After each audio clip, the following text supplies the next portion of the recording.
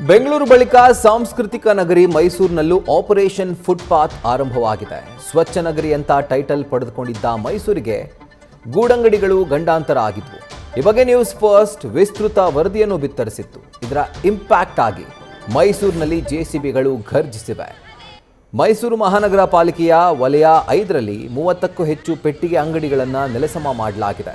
ಮೈಸೂರಿನ ವಿಜಯನಗರ ಕಾಳಿದಾಸ ರಸ್ತೆಯಲ್ಲಿ ಕಾರ್ಯಾಚರಣೆ ನಡೆದಿದ್ದು, ಕೆಆರ್ಎಸ್ ರಸ್ತೆಯಲ್ಲಿ ಅನಧಿಕೃತ ಜಾಗದಲ್ಲಿ ನಿರ್ಮಾಣವಾಗಿದ್ದಂಥ ಅಂಗಡಿ ಮಳಿಗೆಗಳು, ಪೆಟ್ಟಿ ಅಂಗಡಿಗಳು, ಶೆಡ್ಗಳು, ತಳ್ಳೋ ಗಾಡಿಗಳು, ಜಾಹೀರಾತು ಫಲಕಗಳನ್ನು ನೆಲಸಮ ಮಾಡಲಾಗಿದೆ.